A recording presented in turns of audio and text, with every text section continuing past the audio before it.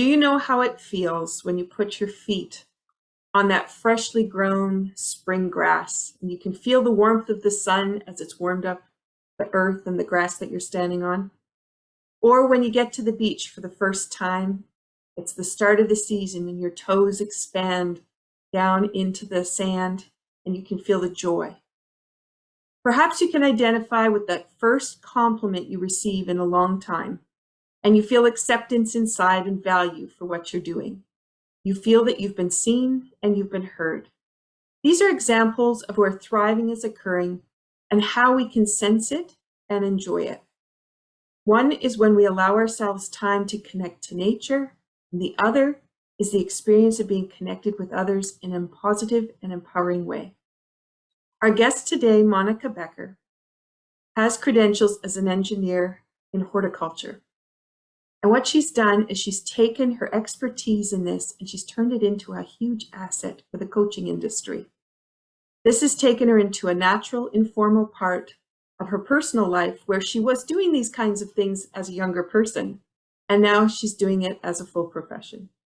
I feel blessed to have been introduced to Monika because her view of the world comes through her passion for plants and thriving, and her approach is unique for her coaching because she brings a visionary and creative approach to finding the real you for your own inner landscape and nature. And this is where you are destined for your greatness. Let me share a little description that Monika uses in her coaching sessions. Back to nature, your nature. An inner journey from struggle to ease. Imagine you're holding a small seed in the palm of your hand. It contains the blueprint of a beautiful, majestic tree. Now imagine you put the seed away. You don't plant it in the ground, you don't water it, you deny it love and care, and you deny the facilitation of it to grow into a big tree and realize its true potential. And if you neglect the seed, that potential is still inside, but it remains unexpressed. Now look at the unrealized potential in you. What are you doing with it? How have you nourished it in the past, but maybe lost motivation to bring more of it to light? Are you denying it the attention that would help it reach its full capacity? And do you feel there's more inside you that would like to be expressed as a part of you? You're listening to Be Well with Michelle Greenwell. This is Season 2, Episode 15, Destined for Greatness with Monika Becker. Hello, Monika. Thank you so much for joining me today. Thanks, Michelle, and thanks for having me. And what a lovely introduction. Oh, well, we're talking nature, we're talking coaching, we're talking supporting people to be the best they can be. It's always a good day. Yes, for sure. I couldn't agree more. So before we get off and running, I always like to ask people what kind of mug they packed today. I'm going to call yours the mug of greatness. What have you What have you brought with you today? Well, no surprise, my mug of greatness is has a little connection to nature. Not too sure if you can see, you can probably see those red berries. So those are actually, oh my God, now I'm forgetting the name, holly. Holly berries. Mm-hmm. Yes, holly berries. And there's just the shape of leaves, of the holly leaves in that mug as well. And this is actually a mug that I inherited from a dear friend of mine who passed away, unfortunately, 9 years ago.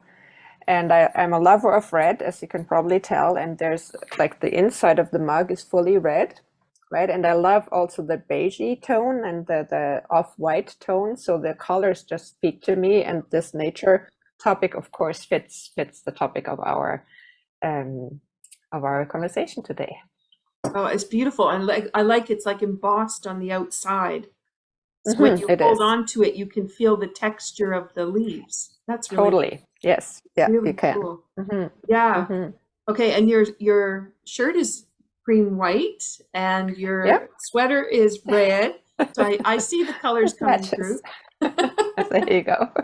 And I'm going to laugh as I show you what I brought, because I have a scarf on today that's a turquoise and brownish shades. It's looking orange or red on the screen. It does actually. Yeah. It is a brown, but it's the same color as my mug, which is funny. And so my mug is from PEI, and lovely therapeutic touch practitioners who are pottery people created this. But what they do is they take the soil from different parts of PEI and they put it into the paint. So when I drink this, I always feel like I'm holding on to a mug of PEI with the red soil. And I do have red soil here in Cape Breton Island, but PEI is, is a special thing too. For those who are listening from outside Canada, the red soil of PEI is very famous. And inside I have Symphony of the Earth, which is a tea blend from the Tea with Intention series. And I just wanted it to kind of bring us into that same fold. What did you put on the inside of your mug? You didn't. I have a tea called Lemon with Nana Mint. So that's what it's called. Vysotsky, that's the tea. I'm not too sure if you know it. I don't know it. No. And it has mint leaves, rosehip, orange peels, natural spearmint and lemon flavors. Then citric acid, lemon peels, and hibiscus. Those are and all I'm a lover of pepper, of minty things, and the combination with lemon and a little bit of honey in it just makes a beautiful mix of texture and flavors. Mm-hmm. And I love to bring tea in because my hope is, as people take the time to listen to a podcast, that they're not rushing.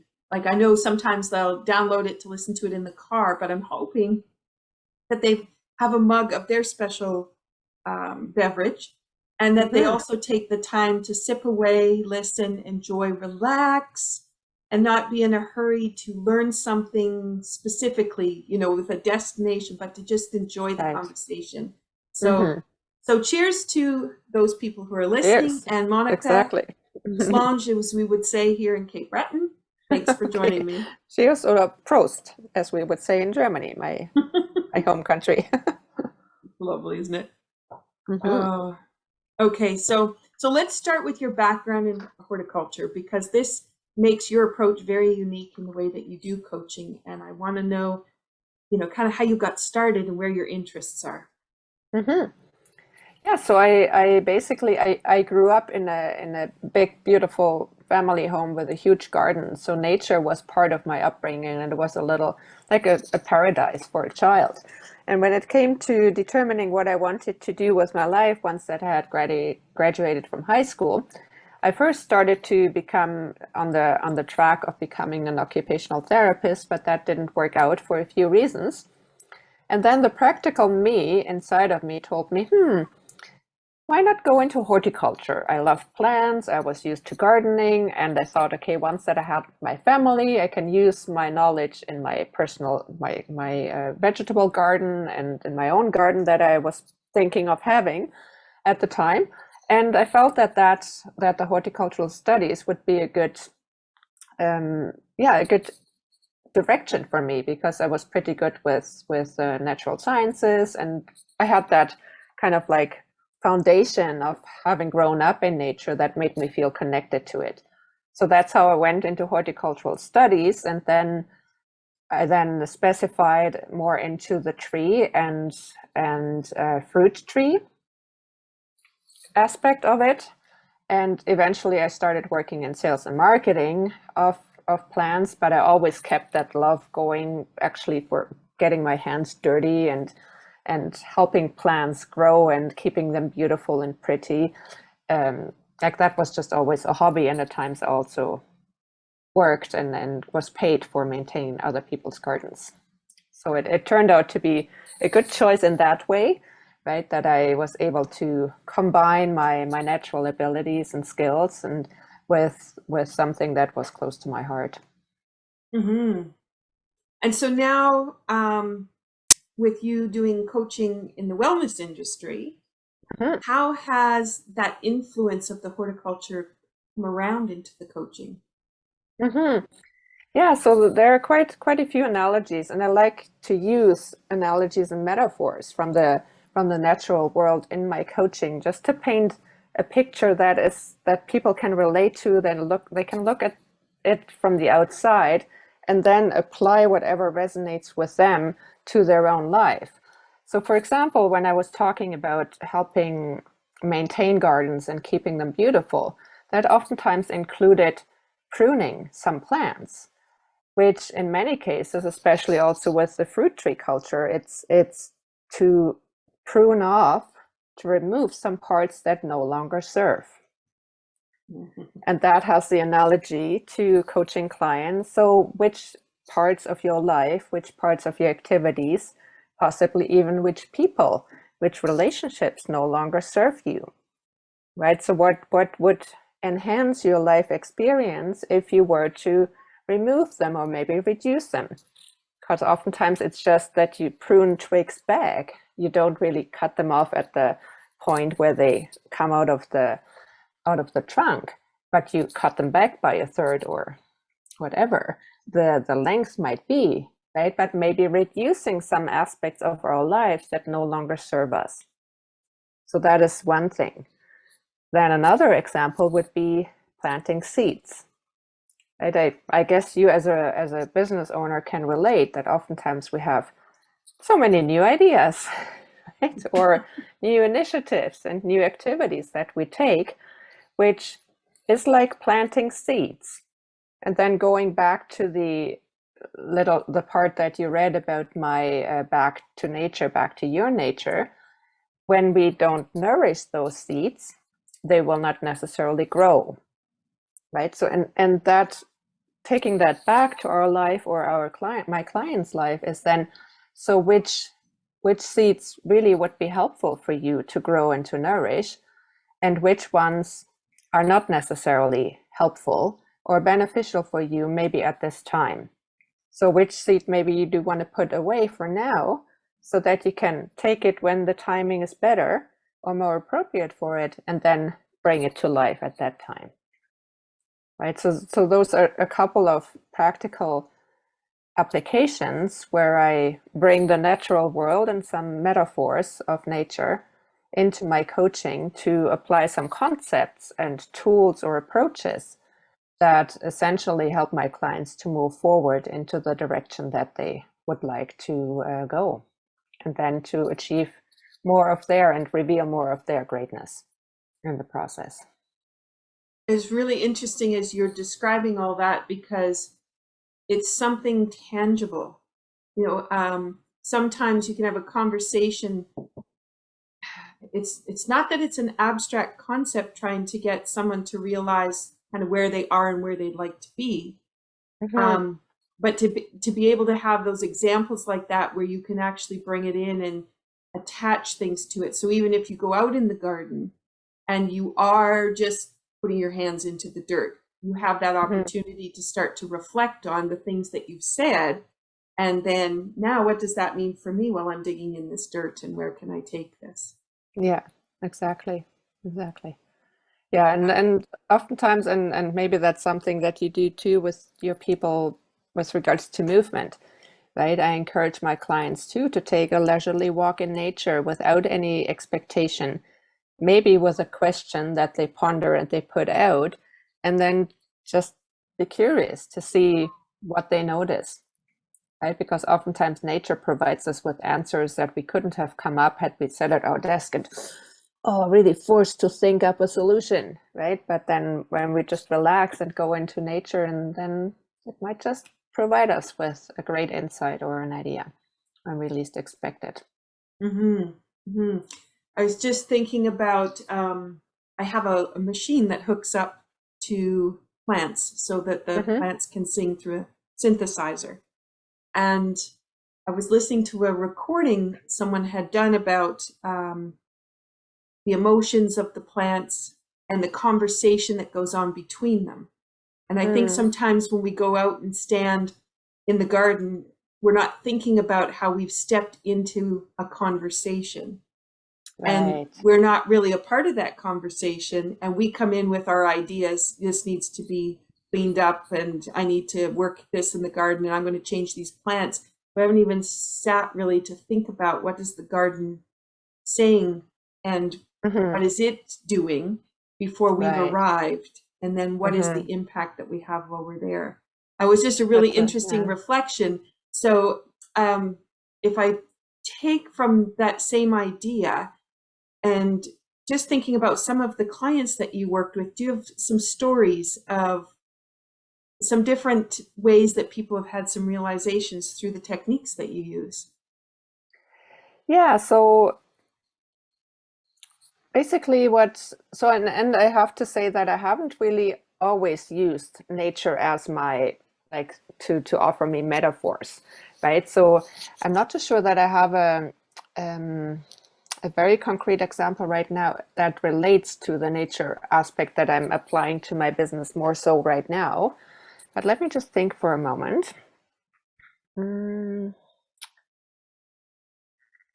I just know of one person actually that explained to me that whenever she went for, similar to what I just said, whenever she went for walks and she had some trouble with clearing her thoughts and finding answers to the questions that were burning inside of her, and she kind of like stepped into her walk with no expectations, that she actually did get these hits right from nature, and that there were lots of good ideas coming to her just through her openness that she brought to that encounter with the forest, right? So there was definitely that reassurance of how nature can really support us, and as long as we're open and putting our mind clutter away for the time being, right? That's for sure, right? Mm-hmm. But another thing, which is kind of like, maybe as I'm speaking it out loud, it now comes to me, which is maybe one step removed, but still very much relating to the concept of nature,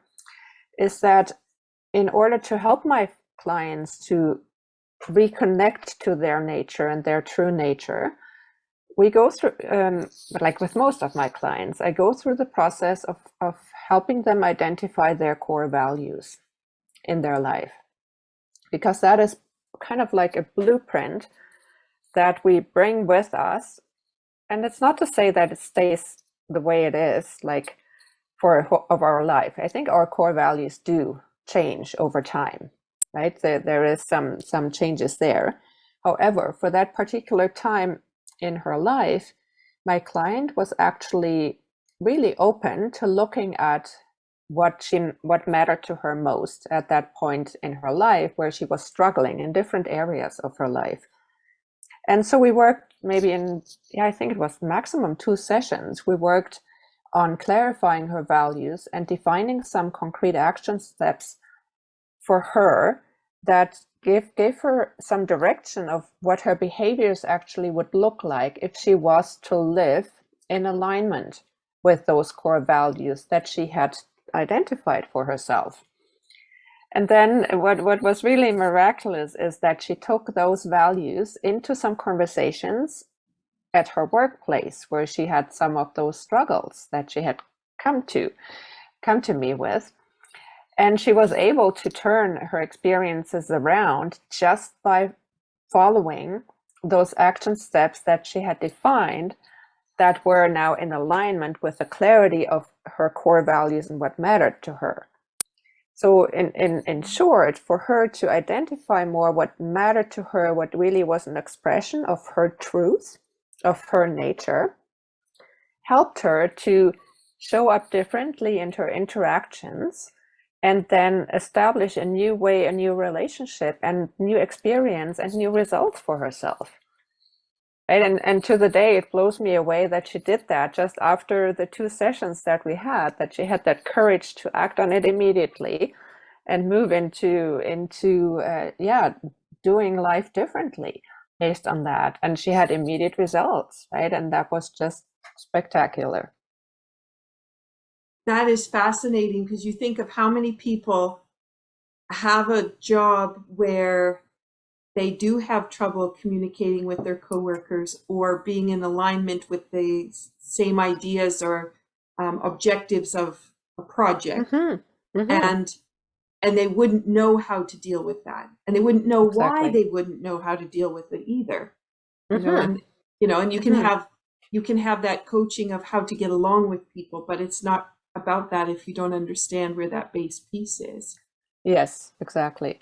And then as you probably realize from your own life, like once that you show up differently in one part of your life, it automatically affects others, right? There's that ripple effect that goes into other relationships, other areas of our life. Right? And that was the same with her. Like her relationship with her family changed, her relationship with herself changed. And that's the most important part for me, right? That people just get in touch with who they are and into greater acceptance of Mm-hmm. who they truly are, and Mm-hmm. be at peace with that. Yeah, that's just it's so empowering. And when you think Totally. about how people want to be empowered Hmm. and aren't sure how to get there, to know, well, it was already deep inside you. You just had to find it. Exactly. Got lost in Or the clutter refine it. somewhere. Yeah. And then Exactly. how that can be so simple a transition, and Hmm. then so much can happen as a result. It's Oh, fascinating. absolutely. Absolutely.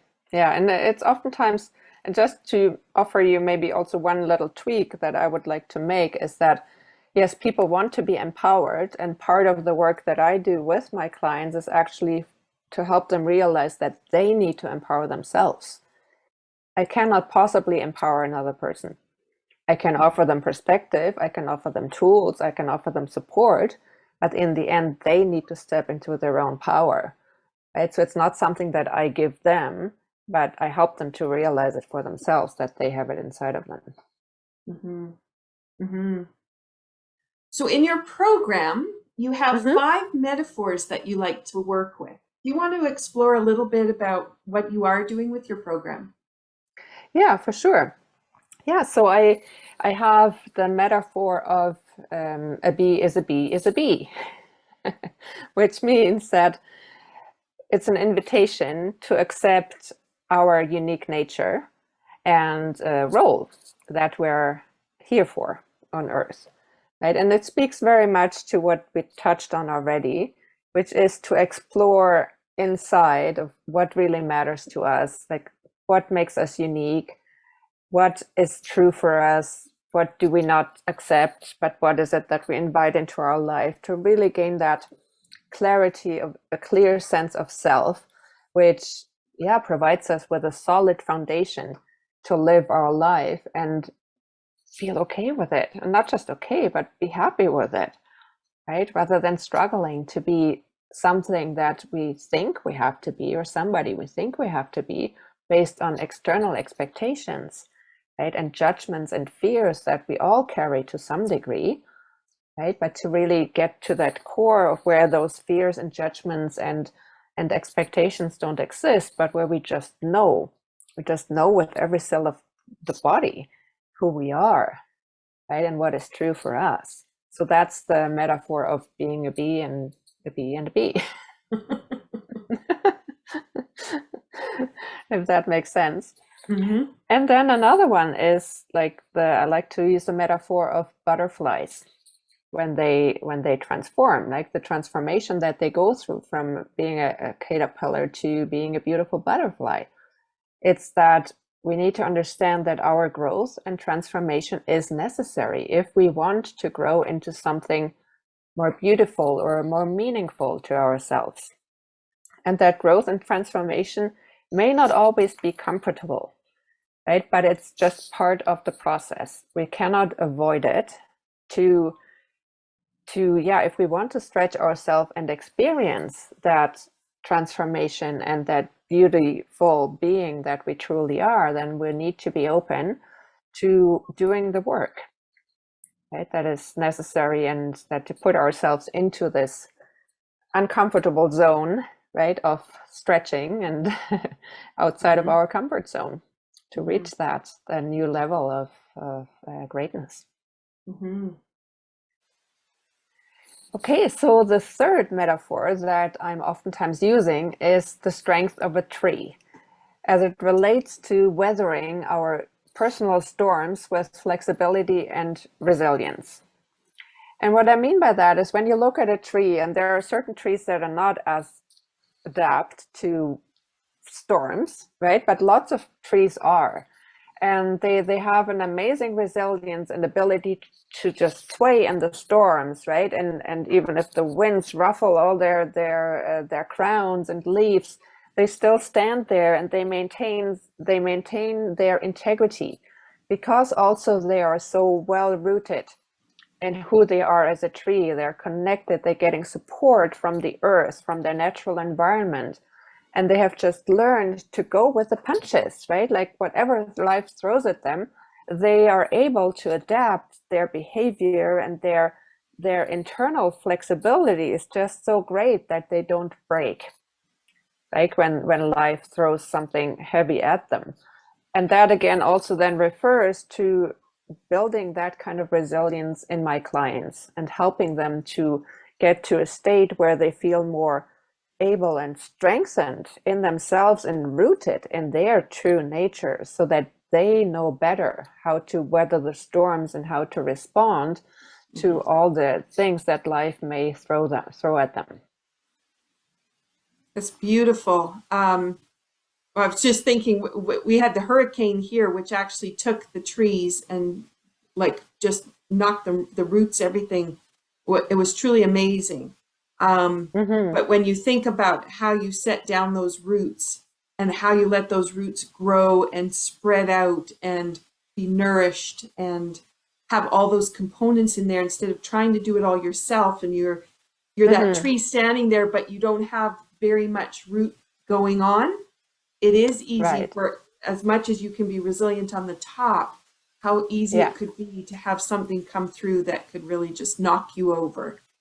Yeah, Because and you just that's set what your sometimes roots. happens in life, right? There's a life event that just knocks us over, right? Pulls the rug from underneath our feet, so to speak, Right. right? So, Hmm.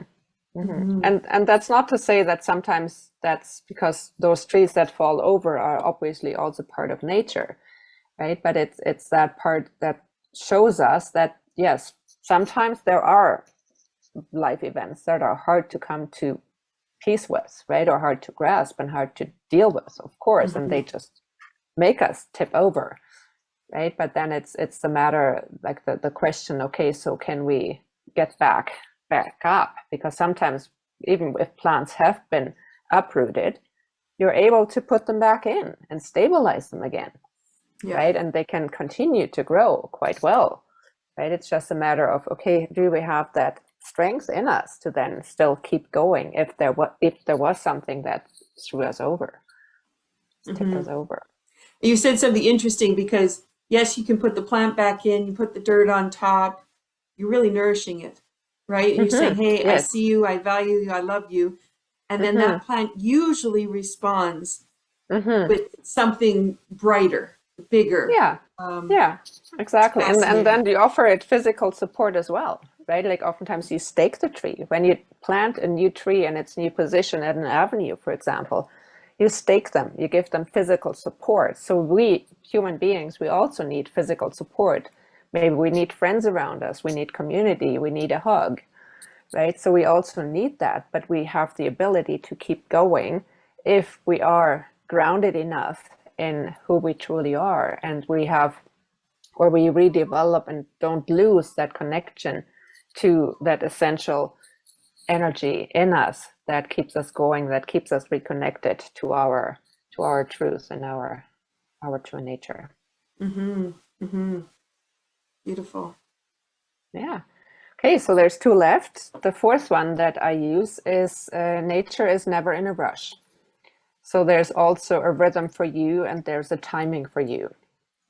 And that's for many people is a difficult one, right? To be patient. And Hmm. yeah, sometimes I'm guilty of that too. And I've learned over the years to, yeah, just to allow life to do its thing, and to trust that there is a perfect timing for everything, and that I cannot necessarily force or push things in a way so that it works out in the way that I had imagined the timing to be, right? And that's something I need to, yeah, also talk to my clients about, right? That just to allow for things to fall into place, and also to listen back in and for them to really honor what's good and right for them, Right, an example is, for example, as you know, we talked about it today. Just going to use myself as an example, right? That I'm developing some new programs, and the timing that I had thought I needed to push through it in order to make them, like to publish them and to promote them. It just got me into a state of confusion and pressure and feeling down and weighed down, and it was just too much until I reconnected with, so what's really true and right for me? And then I realized, you know what, I just need a few more weeks. And that opened up a whole, like the lid was taken off, and I felt strong again and creative and uplifted. So it's really that lesson, like we need to honor what's good and right for us, and that will show us also the way to our perfect timing. But we need to allow for that to happen. Exactly. Mhm.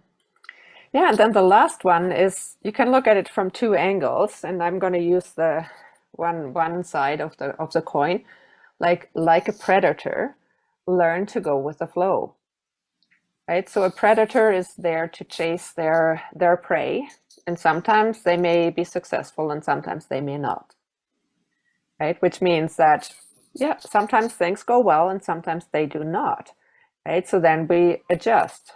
It's similar to the tree developing flexibility. It's going with the flow, being okay if something doesn't go well. Maybe there's something to learn, right? Maybe the predator learns to be even quieter, or maybe they learn to hunt together, whatever the lesson may be, right? But it's the realization that we cannot force things. Sometimes, yeah, sometimes things go well, sometimes they don't.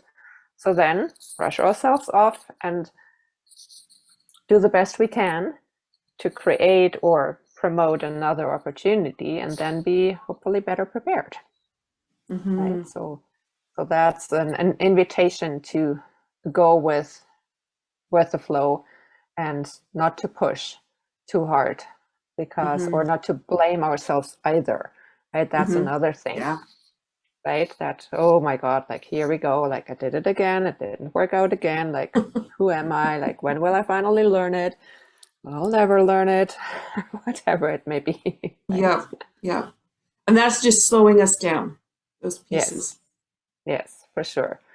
Yeah, and all of those metaphors and the lessons learned from nature, then in the program itself, it looks like lots of exercises that we do to establish and explore and identify what makes, like, my clients unique, where they do the work and I support them, right? So that they can develop that flexibility, that clarity of who they are, and the ability to adapt to life, right? So that's how those lessons from nature help us then to yeah, establish our path for ourselves that feels good and right and true to us. That's beautiful. I love your perspective, Monica. I love just where it takes me in my imagination, as I'm thinking about, Nice. how does that impact me and what it is, I'm working through too. And Mm-hmm. so you really bring about a different perspective and a way that really allows for connection to happen. Oh, I'm glad to hear that. Yeah.